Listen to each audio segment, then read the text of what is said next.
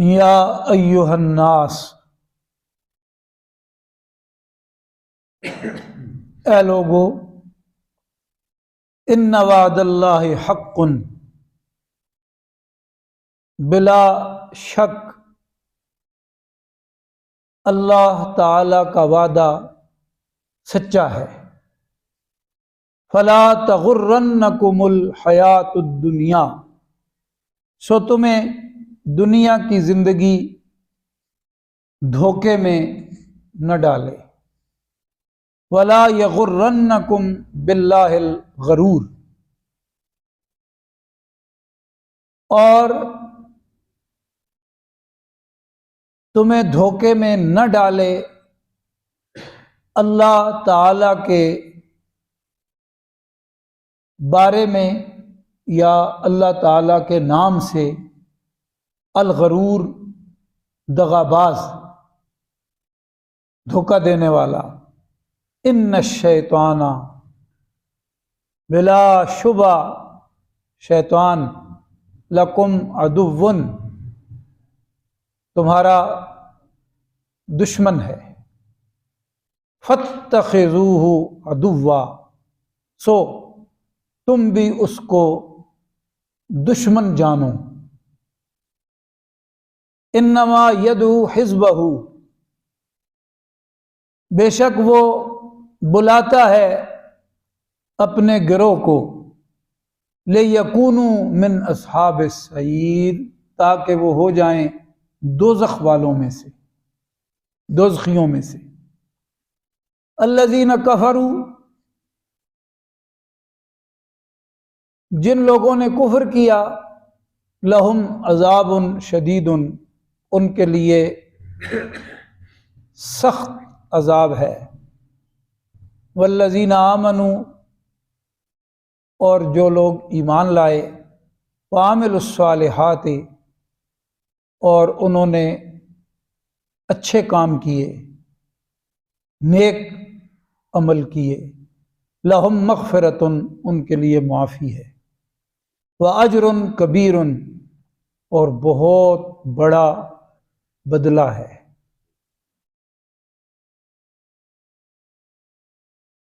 افمن زین لہ سوء عملہ،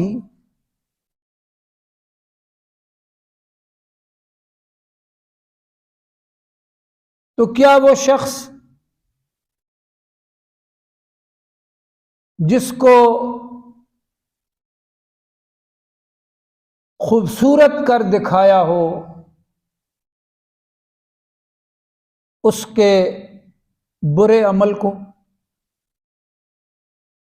فرآہ حسنا،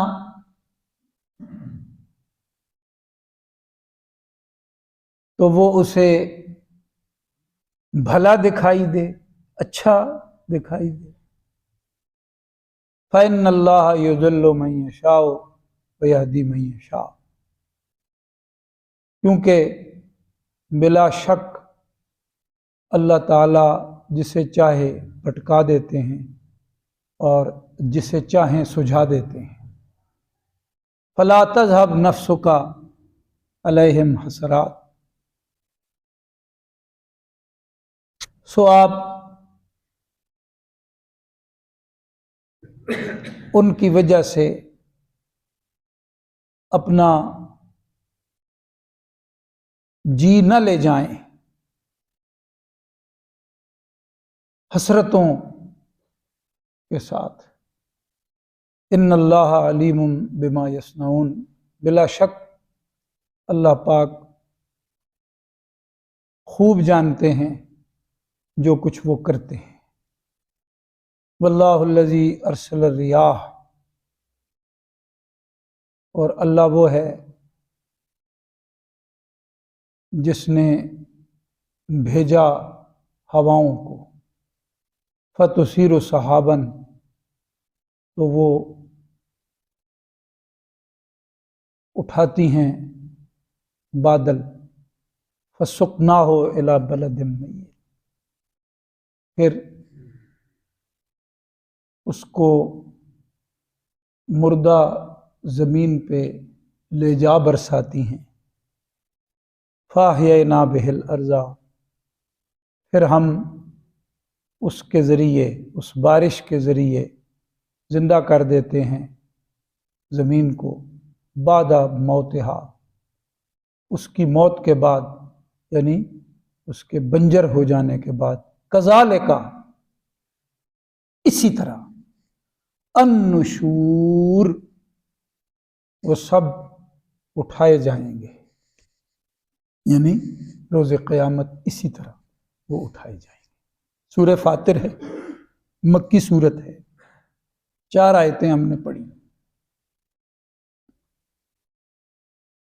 5ویں آیت میں بالکل اسی طرح جس طرح تیسری آیت کے شروع میں آیا یا ایھا الناس، یہاں بھی یا ایھا الناس ہے، پوری انسانیت کو اللہ پاک نے خطاب فرمایا ہے۔ ان وعد اللہ حق، یہ وعدہ آخرت کا ہے، آخرت یقینی ہے۔ اللہ رب العالمین نے جو فرما دیا ہے، پکی بات فرما دی ہے کہ قیامت ہے تو قیامت ہے۔ فلا تغرنکم، تو اے انسانوں تمہیں دھوکے میں نہ ڈالے الحیات الدنیا، دنیا کی زندگی، یعنی دنیا کی زندگی اور اس زندگی سے جڑے ہوئے سب اسباب، سب رشتے، یہ تمہیں دھوکے میں نہ ڈالیں۔ دھوکہ کیا ہے؟ کہ آخرت سے غافل ہو جانا اور دنیا میں محو ہو جانا، آخرت کی فکر ختم اور ساری فکریں دنیا کے ساتھ جوڑ دینا، یہ ہے دھوکہ۔ وَلَا يَغُرَّنَّكُمْ بِاللَّهِ الْغَرُورُ، یہاں پہ الغرور، دھوکہ دینے والا، اگلی آیت میں فرمایا ان الشیطان، وہ شیطان ہے، وہ دغا باز تمہیں دغا نہ دے۔ باللہ،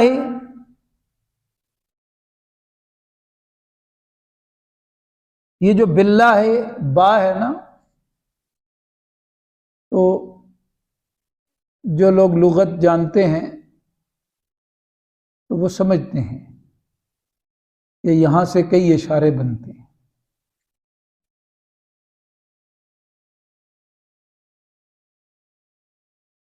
ایک تو یہ مطلب ہوا کہ اللہ رب العالمین کے معاملے میں وہ تمہیں دھوکے میں نہ ڈالے۔ اللہ رب العالمین نے جو بات طے کر دی ہے، وعد اللہ، اللہ پاک کی طے شدہ بات، جو طے کر دی ہے اللہ پاک اس کو پورا کریں گے، جیسا کہ آیت نمبر 7 میں آ گیا، 6 سے آگے، الذین کفروا لہم عذاب شدید والذین آمنوا وعملوا الصالحات لہم مغفرۃ واجر کبیر، یہ اب طے کر دیا اللہ۔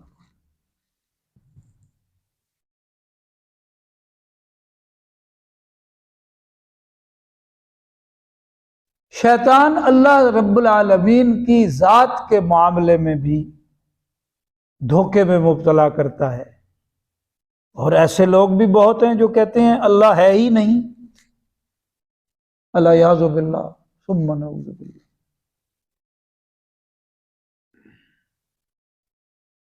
پھر یہ بھی ہے کہ اللہ رب العالمین تو بہت غفور الرحیم ہیں، تم جو مرضی کرتے رہو وہ تو معاف کر دینے والا۔ حدیث پاک میں آتا ہے یہ بھی شیطان کا دھوکہ ہے، وہ یقیناً غفور الرحیم ہے، لیکن اس بات کے ساتھ گناہ پہ دلیر ہو جانا یہ شیطان کی چال ہے۔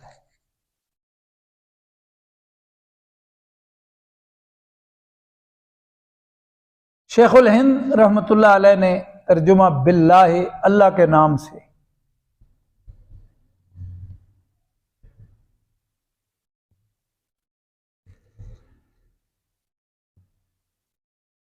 تو اس میں یہ پہلو بھی ہے کہ دین کا لبادہ اوڑھ کے، دین سے جڑ کے بھی، دین سے جوڑ کے بھی شیطان تمہیں دھوکے میں ڈالتا ہے۔ مثلا اخلاص نہیں ہے، شہرت مطلوب ہو،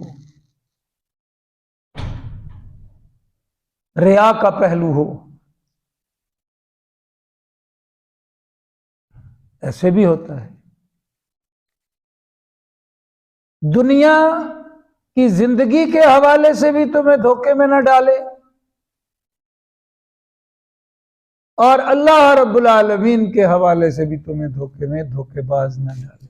محتاط رہو۔ ان الشیطان لکم عدو، بے شک شیطان تمہارا دشمن ہے۔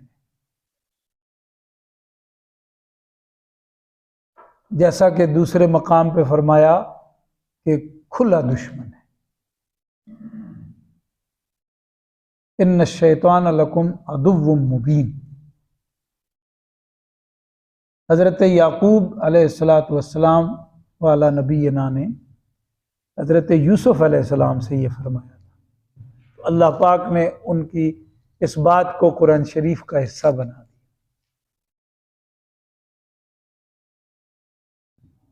شیطان انسان کا کھلا دشمن ہے۔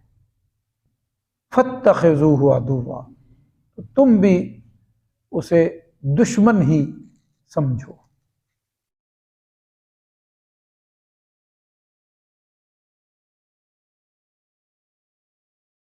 اس کا کام کیا ہے؟ وہ افمن زین لہ سوء عملہ، دوسرا رکوع جہاں سے شروع ہو رہا ہے اس آیت میں ہی اللہ پاک نے واضح فرما دیا۔ قرآن کریم کا مضمون مربوط ہوتا ہے، بات سے بات جو جڑی ہوتی ہے وہاں سے مضمون کھلتا چلا جاتا ہے۔ شیطان خواہش کے مزے میں اندھا کر دینے والا مشورہ دیتا ہے کہ مرضی کے مزے کرو، میری زندگی ہے، میری مرضی ہے، میرا بدن ہے، میرا جسم ہے، میری مرضی ہے۔ یہ شیطان ہے۔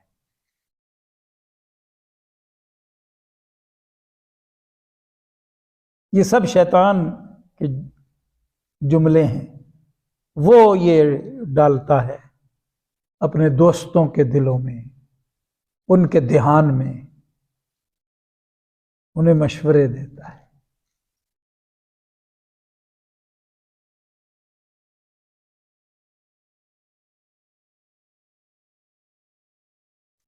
یہاں تک کہ پھر وہ برائی کو بھی اچھا سمجھنے لگ جاتے ہیں۔ ہمارے اساتذہ بہت آسان مثال سے بات سمجھایا کرتے تھے۔ وہ فرماتے تھے ڈاکو کو نہیں پتا کہ ڈاکہ بہت برا کام ہے، چور کو نہیں پتا کہ چوری کتنا برا عمل ہے، پتا ہے نا؟ سود کے لین دین والے کو نہیں معلوم کہ سود کتنا برا کام ہے، زانی کو نہیں پتا کہ زنا کتنا برا عمل ہے، سب پتا ہے نا؟ جوئے باز کو نہیں پتا کہ یہ جوئے کی بازی یہ کتنا برا کام ہے، شرابی کو نہیں معلوم کہ شراب کتنی نفرت والی چیز ہے۔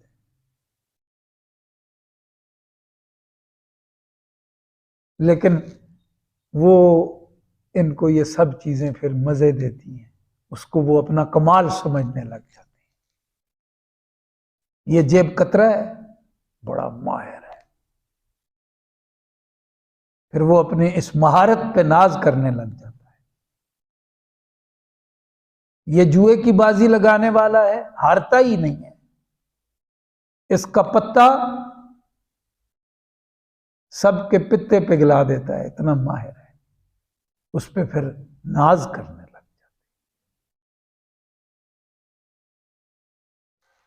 یہ شیطان پھر اس طرح لے جاتا ہے۔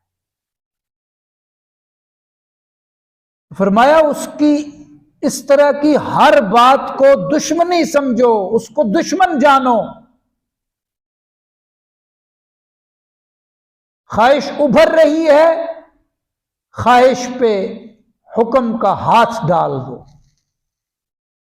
خواہش پوری کروں گا لیکن حکم کے مطابق کروں گا۔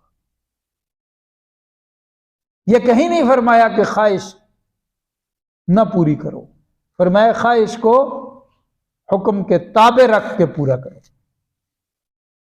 خواہش پوری ہو جائے گی، اللہ بھی راضی ہو جائیں گے۔ وگرنہ وہ یہ بھی کر سکتے تھے کہ خواہش ہی چھوڑ دو، فرمایا نہیں، خواہش پوری کرو لیکن اس کے لیے ضابطہ یہ ہے اس کے مطابق کرو، جس طرح نبی کریم صلی اللہ علیہ وسلم نے کر کے دکھا دیا، جس طرح صحابہ کرام نے کر کے دکھا دیا۔ یعنی عملی نمونہ بھی سامنے رکھ دیا ہے کہ تم یہ نہ کہو کہ وہ تو پیغمبر تھے، معصوم تھے، صحابہ کرام نے نہیں کر کے دکھایا؟ شراب نہیں چھوڑی اسلام قبول کرنے سے پہلے یا حکم کے آ جانے سے پہلے، سب باتیں معاشرے میں تھیں، جوا بھی تھا، سب کچھ تھا، قتل و غارت رازنی بھی تھی، سب کچھ تھا، لیکن غلامی کی تو سب کچھ چھوڑ دیا۔ وہ کر سکتے تھے، وہ تم سے زیادہ رسیا تھے، تم بھی چاہو تو کر سکتے ہو۔ جس طرح نبی علیہ السلام نے کر کے دکھایا، جس طرح نبی علیہ السلام سے سیکھ کے صحابہ اکرام نے کر کے دکھا دیا، یہ بات ہے۔ اسے دشمن سمجھو۔ طبیعت حکم کے خلاف جا رہی ہے، تم شیطان کے پیچھے جا رہے ہو۔ اپنی خواہش کا میدان تم فراہم کرتے ہو تو شیطان پھر اس میدان میں کھیل کھیلتا ہے۔ تم اپنی خواہش کا میدان اسے فراہم نہیں کرو گے تو اسے کھیلنے کا موقع بھی نہیں ملے گا۔ اور جو ذاکرین ہیں ان کے بارے میں تو آتا ہے کہ ان کے دل پہ شیطان کا وار نہیں چلتا، جو اللہ تعالیٰ کا کثرت ذکر کرتے ہیں تو شیطان ان کے دل پہ نگاہ کر کے بیٹھا رہتا ہے کہ ذرا یہ غافل ہوں تو میں اپنا کام کروں، اگر یہ غافل نہیں ہوتے تو وہ دیکھتا ہی رہتا ہے۔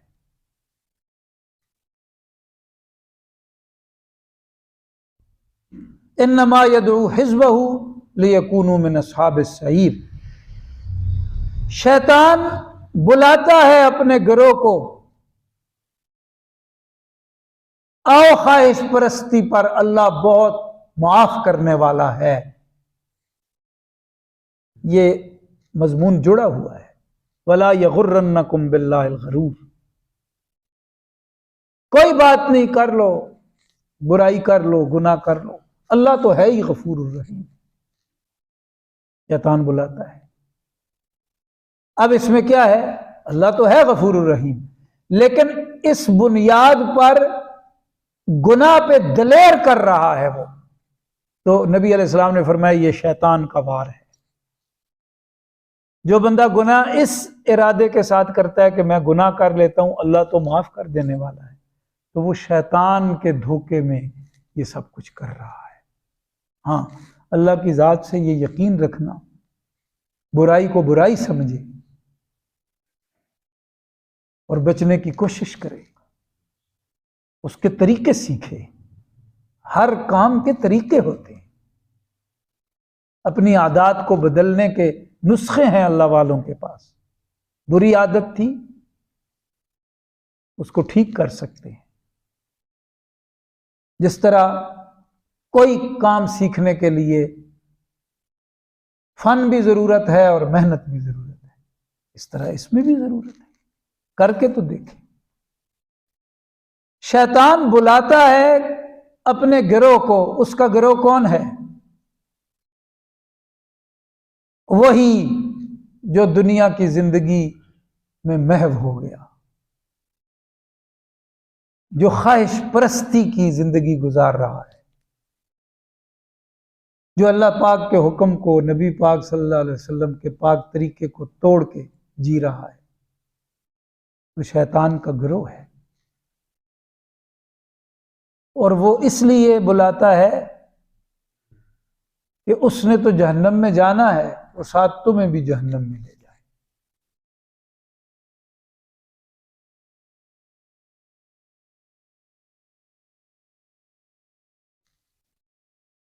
خود تو ڈوبے ہیں، تم کو بھی لے ڈوبیں گے صنم۔ اب اس کی یہ کوشش ہے وہ اپنے ساتھ جہنم میں لے جائے۔ الذین کفروا لہم عذاب شدید، وہ لوگ جو کافر ہوئے ان کے لیے سخت عذاب ہے، یعنی جن کو توبہ نصیب نہیں ہوئی اور حالت کفر پہ ہی موت آ گئی، وہ مراد ہے۔ یہ اب کون فرما رہے ہیں؟ اللہ پاک۔ اس لیے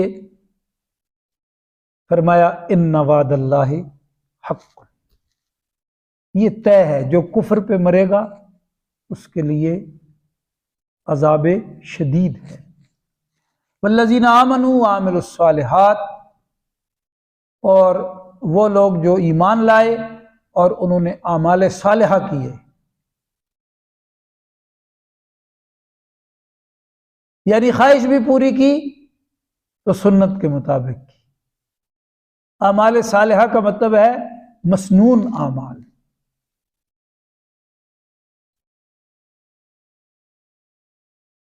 اس ترتیب سے جو ترتیب عقائد و عالم صلی اللہ علیہ وسلم نے عطا فرمائی اور صحابہ اکرام نے کر کے دکھائی۔ حضور نے خود بھی عمل فرمایا، صحابہ اکرام کو سکھایا۔ صحابہ اکرام بھی ہیں، ان میں اہل بیت صحابہ اکرام بھی ہیں اور غیر اہل بیت صحابہ اکرام بھی ہیں، انہوں نے وہ کر کے دکھایا۔ اور پھر قرآن کی آیت اتری، جس طرح انہوں نے پیروی کی ہے، جب بھی جو پیروی کرے گا اللہ پاک نے دنیا میں اعلان کر دیا وہ جنتی۔ والذین اتبعوہم بإحسان رضی اللہ عنہم ورضوا عنہ، جو ان کا اتباع کرے گا اس طرح جس طرح انہوں نے کیا ہے، بإحسان رضی اللہ عنہ، دنیا میں اعلان کر دیا۔ فإن آمنوا بمثل ما آمنتم به فقد اہتدوا، ایمان بھی ان کی طرح لے آؤ، بس یہ اعلان ہے اللہ پاک کی طرف سے تمہیں ہدایت نصیب ہوگی۔ اعمال بھی ان والے کر لو، اعلان ہے کہ اللہ تم سے راضی ہو۔ بات ہی ختم کر دی۔ پھر ان کا معیار دیکھ لیں کہ ممتحن پہلے ہی فیصلہ دے چکا ہے، روز فیصل سے، یوم الفصل سے پہلے ہی فیصلہ دے چکا ہے، تو ان لوگوں کے ایمان اور اعمال کے معیار کا اندازہ کر لیں۔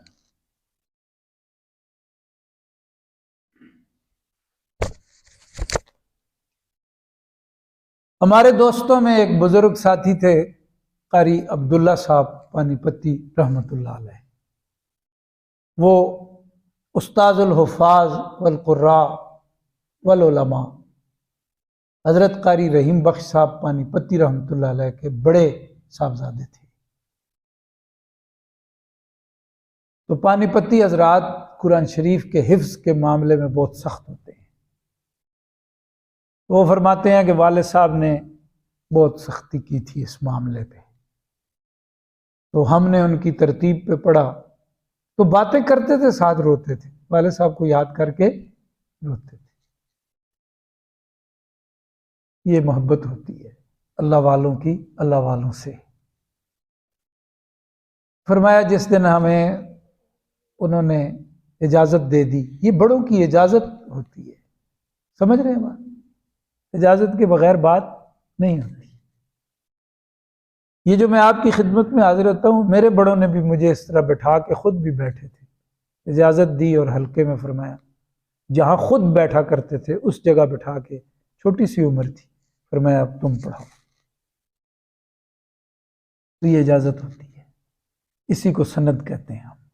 ایک تو تحریری سند ہوتی ہے نا، یہ تو بعد میں بنی، بس یہ انہی کی اجازت کا صدقہ ہے یہ ٹوٹے پھوٹے سلسلے چل رہے ہیں۔ دراصل یہ فیضان انہی کا ہے، بس نام کوئی اور آ جاتا ہے۔ تو میرا ہاتھ پکڑ کے انہوں نے فرمایا، وہ فرماتے تھے ایک میرا ہاتھ تھا، ایک قاری طاہر رحیمی صاحب کا ہاتھ تھا۔ قاری طاہر رحیمی صاحب جو مہاجر مدنی ہو گئے تھے رحمت اللہ علیہ، مدینہ طیبہ میں انہوں نے آخری زندگی وہیں گزاری تھی، وہیں ان کا انتقال ہوا، مسجد نبوی شریف میں جنازہ، جنت البقیع میں دفن۔ فرماتے ہیں ہاتھ لیے تو فرمایا اب مجھے یقین، میں تمہیں اب یہ نہیں کہتا کہ روزانہ اتنی منزل پڑھا کرو، یہ بعد میں بھی ترتیب ہوتی ہے کہ تم نے اتنی منزل روز پڑھنی ہے۔ یہ حافظ لوگ منزل کہتے ہیں، یعنی اتنے سپارے پڑھنے ہیں، سمجھ گئے، اتنے پارے روز پڑھنے ہیں۔ فرمایا میں اب تمہیں کچھ نہیں کہتا، اس لیے کہ اب مجھے تم پہ یقین ہو گیا ہے کہ تم اگر قرآن کو بھلانا بھی چاہو گے تو نہیں بھلا سکتے۔ تو بعض استادوں کو اپنے شاگردوں پہ ایسا بھروسہ بھی ہوتا ہے۔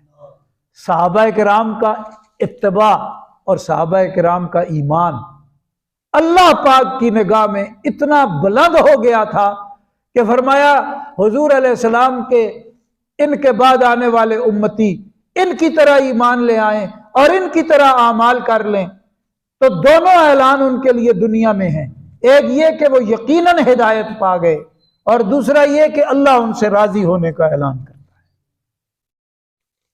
صحابہ سے محبت ایمان ہے ہمارا،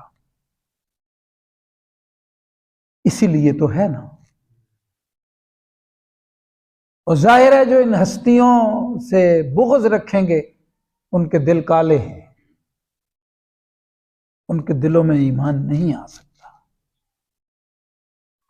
ہرگز نہیں آ سکتا۔ ایسی گندگی سے اللہ تعالی ہمیں ہماری نسلوں کو محفوظ فرمائے۔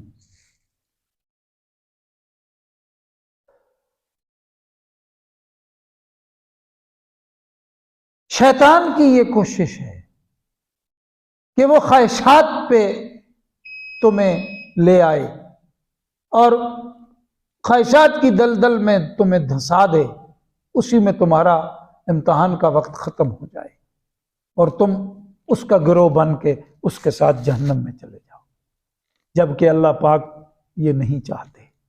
اللہ پاک نے اپنے پاک پیغمبروں کو بھیجا، اپنی وحی نازل فرمائی اور بتایا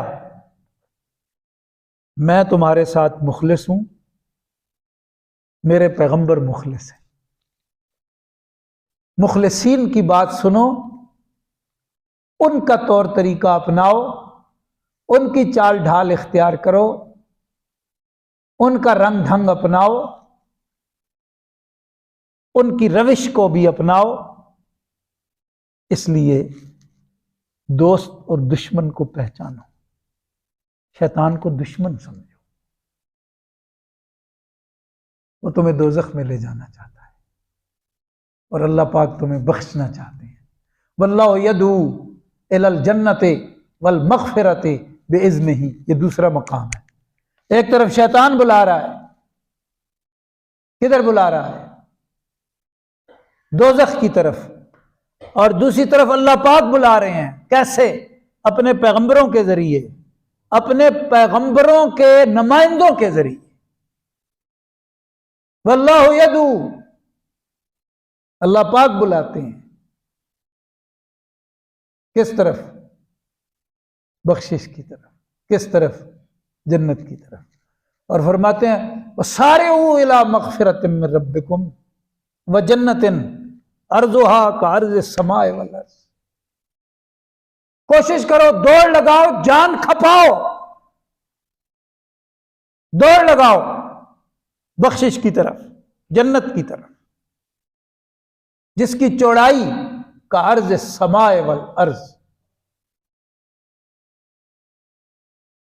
آسمانوں اور زمین سب کو ملا لو تو صرف جنت کی چوڑائی بنے گی، لمبائی کا عالم کیا ہوگا۔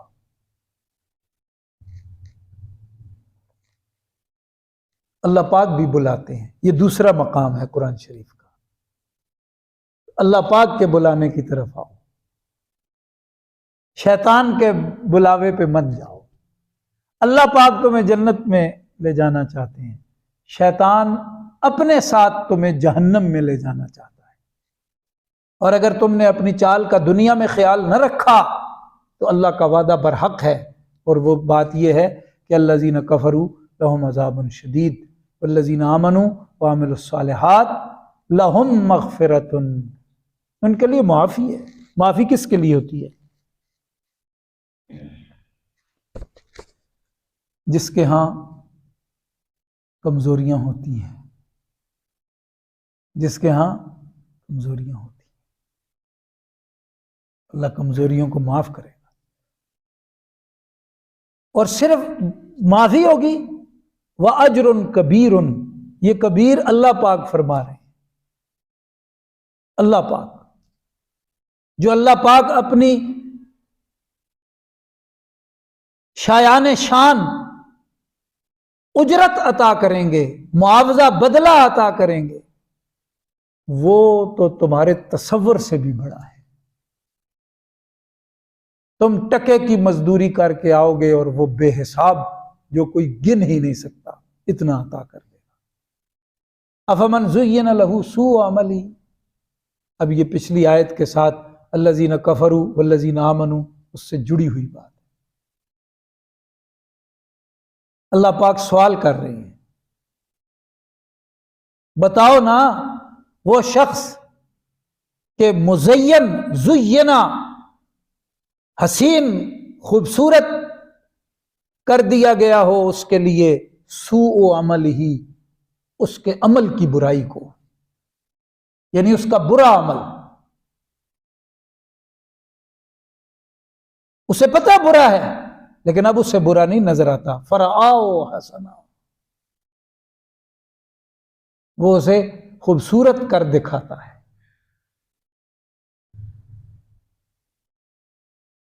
کون؟ شیطان۔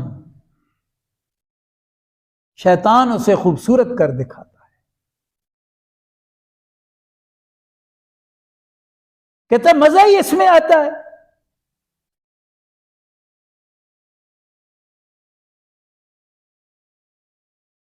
میں نے بہت سارے ایسے احباب ہیں، میرا سب سے تعلق رہا ہے، رہتا ہے، نشے میں ملوث ہیں، کہتے ہیں برا ہے، ہم سمجھتے ہیں برا ہے، مزہ ہی اس میں آتا ہے۔ کہتے ہیں تمہیں کیا پتا ہے جینے کا مزہ کیا ہے، مارنا کش پھر پتا چلے گا کیا مزہ آتا ہے۔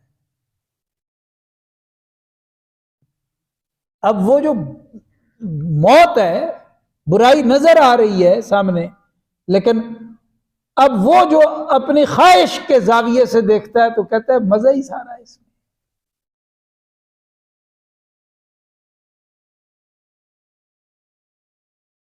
یہ پھر اگلا کام شروع ہو جاتا ہے، یہ شیطان کا دھوکہ جو ہے اس کو یہ بیان کر دیا۔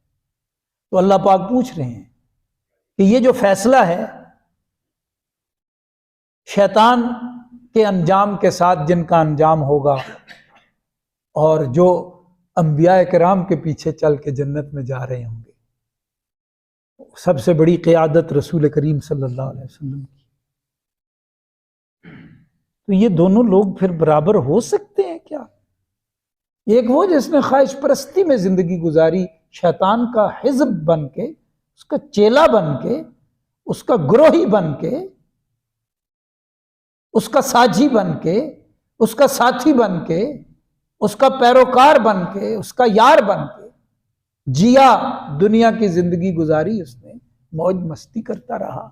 اور ایک دوسرا ہے وہ روزے کا بھی پابند ہے، نماز کا بھی پابند ہے، حج کا بھی پابند ہے، زکوٰۃ کا بھی پابند ہے، آنکھوں کو بھی پابندی میں رکھا، زبان کو بھی، شرمگاہ کو بھی، وہ پابندیوں میں رہا۔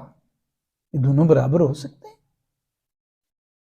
اس لیے ایک نقطے کی بات سمجھیں، جتنا جلدی ہو گناہ کو چھوڑ دیا جائے، کیونکہ اس میں پھر ایک ایسی سٹیج آ جاتی ہے کہ پھر گناہ ہی نظر نہیں آتا۔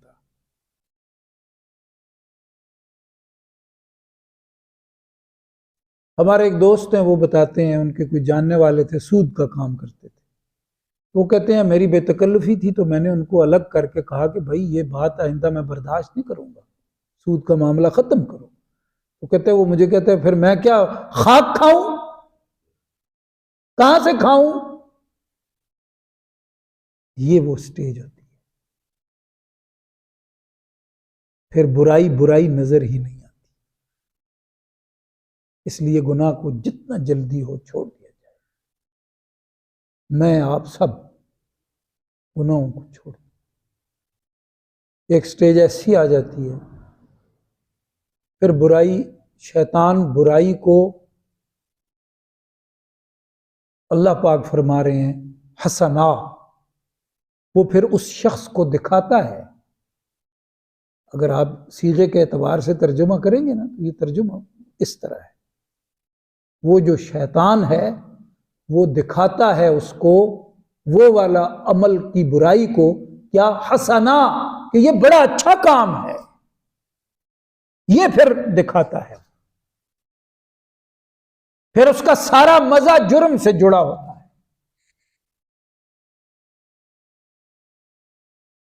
فَإِنَّ اللَّهَ يُضِلُّ مَن يَشَاءُ وَيَهْدِي مَن يَشَاءُ. اب یہ ساری بات بیان کر کے اللہ پاک یہاں یہ فرما رہے ہیں کہ اختیار اللہ پاک کا ہے. یہاں پہ جو فا آتا ہے نا، فا، یہ اردو کے اعتبار سے اس طرح کا ترجمہ دے گا جیسے ہم کہتے ہیں کیونکہ.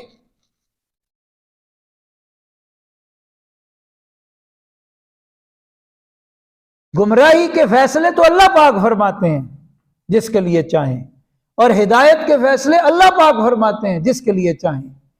کیونکہ یہ لوگ اپنی منشا، مرضی اور اختیار کو، اپنی مہلت اور اختیار کو شیطان کے پیچھے لگا کے جیتے ہیں، تو اللہ پاک پھر ان کے حق میں فیصلہ کر دیتے ہیں کہ یہ گمراہ ہیں.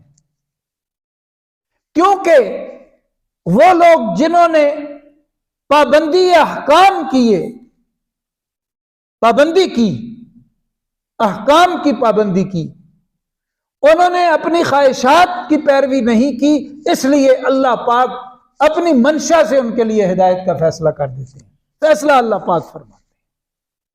سمجھ رہے ہیں بات؟ ایسا نہیں ہے کہ میں نیکی کرنا چاہتا ہوں، بس اللہ کا فیصلہ تھا کہ میں نے نیکی نہیں کرنی تو میں نہیں کر سکتا، یہ تو مجبور محض ہو گیا. ایسا کوئی مطلب کہیں بھی ہے ہی نہیں. یہ ساری بات لا کے اللہ پاک فَإِنَّ اللَّهَ يُضِلُّ مَن يَشَاءُ وَيَهْدِي مَن يَشَاءُ.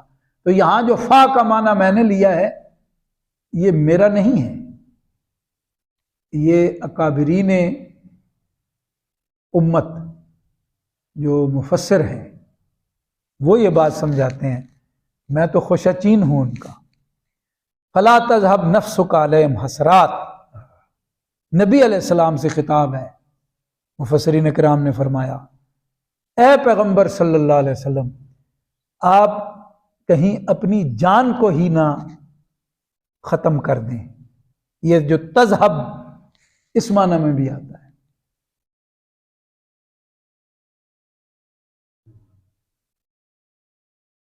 ان حسرتوں میں کہ یہ لوگ کیوں اپنا بھلا نہیں چاہ رہے، اتنے واضح احکام، دلائل اور سمجھ کے باوجود یہ لوگ اپنی خیر خواہی کی طرف کیوں نہیں آ رہے، اپنے اصل نفع کو پانے کے لیے کیوں اپنا رخ ٹھیک نہیں کر رہے. اس کڑن میں کہیں آپ اپنی جان ہی نہ ختم کر دیں. یہ حضور کا درد ہے، نبی کریم صلی اللہ علیہ وسلم کا، جس درد سے ہمارے دل خالی ہوں گے. افسوس، اور اس پہ ہمیں کوئی پرواہ بھی نہیں. وائے ناکامی متاع کارواں جاتا رہا، کارواں کے دل سے احساس زیاں جاتا رہا.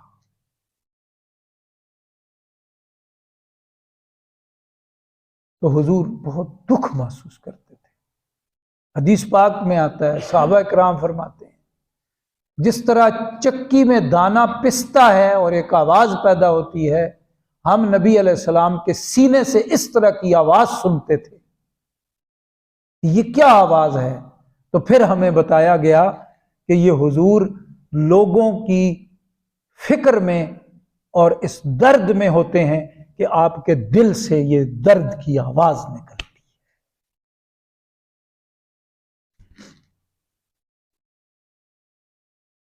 یہ درد ضروری ہے، یہ والا درد دل کے واسطے انسان کو پیدا کیا، ورنہ طاعت کے لیے کچھ کم نہ تھے کروبیاں۔ فرشتہ جو سجدے میں ہے قیامت تک سجدے میں ہے، قیام میں ہے قیامت تک قیام میں ہے، رکوع میں ہے قیامت تک رکوع میں ہے، ان جیسی عبادت ہم کہاں کر سکتے ہیں؟ لیکن فرمایا کہ نوری دی لکھ عبادت خاکی دے نفل چارے، کمتر کہتا ہے یہ 4 رکعت پڑھ لے تو ان کی ساری زندگی کی عبادت سے اگر 4 رکعت ہوں، طاعت والا ہو، اللہ کو زیادہ پیارے ہیں۔ اس کی 4 رکعتیں اللہ کو جل جلالہ زیادہ پیارے، اس لیے کہ اس کو اختیار دیا ہوا ہے۔ یہ چاہتا تو ادھر بھی جا سکتا تھا، لیکن ادھر آیا ہے، اختیار کے باوجود اس نے عبادت کی ہے، اور خالص اللہ پاک کے لیے کی ہے، اور محبت کے ساتھ کی ہے، اور درد دل کے ساتھ کی ہے۔ اس کا چھوٹا سا عمل بھی بڑا ہے، اور صحابہ کا عمل تو سب سے پھر بڑا ہے امت میں۔ حضور علیہ السلام نے فرمایا میرا صحابی ایک مٹھی دانے دے دے تو احد پہاڑ جتنا سونا لے آؤ برابر نہیں ہو سکتے، یعنی بعد والوں سے فرمایا۔ میں اور آپ احد پہاڑ جتنا سونا کہاں سے کوئی لائے گا؟ اگر لے بھی آئے تو صحابی نے ایک مٹھی دانے جو دیے ہیں اللہ کے راستے میں، اس کی برابری۔ اس لیے حضرت نانوتوی رحمۃ اللہ علیہ نے فرمایا حضور کا ایک سجدہ قیمت کے اعتبار سے جو اللہ پاک کے ہاں ہے، اور باقی تمام مخلوقات کے تمام سجدے اکٹھے کر دیے جائیں حضور کے ایک سجدے کے برابر نہیں ہو سکتے۔ ان اللہ علیم بما یصنعون، اللہ پاک کو خوب معلوم ہے جو کچھ وہ کرتے ہیں، نہیں مانتے، دشمنی کرتے ہیں، ہٹ درمی کرتے ہیں، بس آپ چھوڑ دیں۔ یہ ہم قیامت والے دن جو ہمارا وعدہ ہے یہ معاملہ کر لیں گے، آپ اتنے رنجیدہ نہ ہوں۔ واللہ الذی ارسل الریاح، اور اللہ وہ ہے، یعنی قیامت یقینی ہے۔ اس تناظر میں یہ فرمایا واللہ الذی ارسل الریاح، اور اللہ ہی ہے جل جلالہ جو ہواؤں کو چلاتا ہے، فتصیر سحاباً، تو وہ بادلوں کو اٹھا لیتی ہیں، فسقناہ الی بلد میت، تو ان بادلوں میں جو پانی ہے اس کو لے جا کے برسا دیتی ہیں زمین کے اس حصے پہ جو مردہ ہو چکی، فاحیینا، پھر ہم زندہ کر دیتے ہیں، بہی، اس بارش کے ذریعے سے، الارض، وہ زمین جو مردہ بنجر ہو چکی تھی، بعد موتہا، بعد موت کے، اس کی موت کے بعد، یعنی بنجر ہو جانے کے بعد خاک اڑتی تھی، کچھ نہیں تھا، بارش برسائی اور وہ پھر زرخیز ہو گئی۔ کذالک، اسی طرح النشور، سب اٹھائے جائیں گے۔ حدیث پاک میں آتا ہے اللہ پاک کے عرش کے نیچے سے ایک بارش برسے، اللہ پاک نے فرمایا اسی طرح، یہ یعنی نظارہ دیکھ لو جو دنیا میں ہے، اسی طرح۔ تو حدیث شریف میں آیا ہے اللہ پاک کے عرش کے نیچے سے ایک بارش برسے، وہ بارش پڑے گی تو جس طرح یہ بارش برستی ہے تو زمین زرخیز ہو جاتی ہے، وہ بارش برسے گی تو اس بارش کے برسنے سے سب جو دفن تھے جہاں تھے وہ اٹھ کے اللہ پاک کی بارگاہ میں پیش ہو جائیں۔ اس لیے اللہ پاک نے فرمایا کذالک، اسی طرح، یعنی بارش برسے گی اور اس سے یہ ہوگا۔ کذالک النشور، ان وعد اللہ حق، ان وعد اللہ حق، اللہ کا وعدہ سچا ہے۔ کیسے ہوگا وہ کہتے ہیں، فرمایا ایسے ہوگا جس طرح یہ بارش برسے، کذالک، اسی طرح یہ ہو کے رہے گا۔ درود شریف پڑھ لیں۔